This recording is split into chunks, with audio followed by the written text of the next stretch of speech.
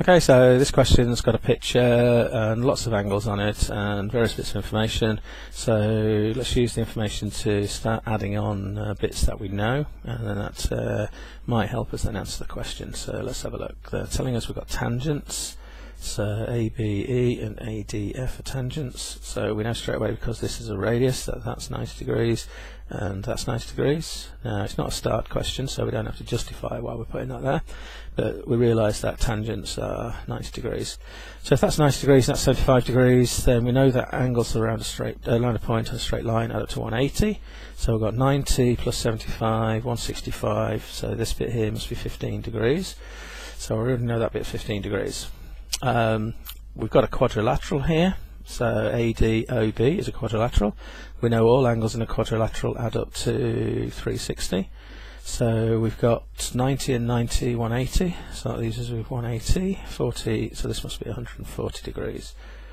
So already we're kind of filling in lots of information. We've got a kite going on here, and then the circle theorems say that the angle subtended at the centre is twice the angle subtended from the same arc, BD.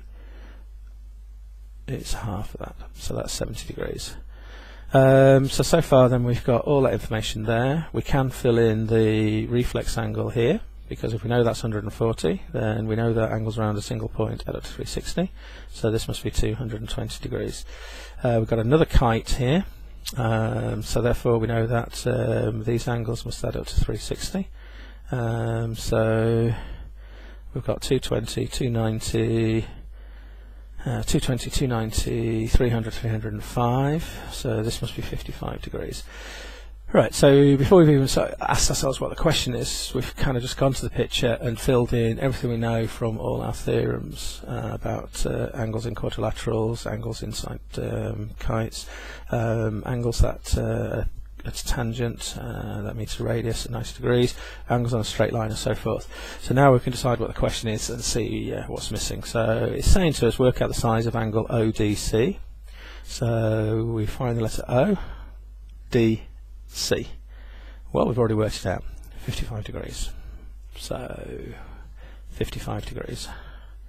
Again, it's not a start question, so we're not expected to give any reasons in terms of writing out lots of words and explanations, but we can see that what we've done on the picture is we've added on the known information from the bits given to us, and we've then just worked through, filled in all the bits we know to find the missing angle we wanted. So that's an example of using circle theorems and angles in shapes to work out missing angles.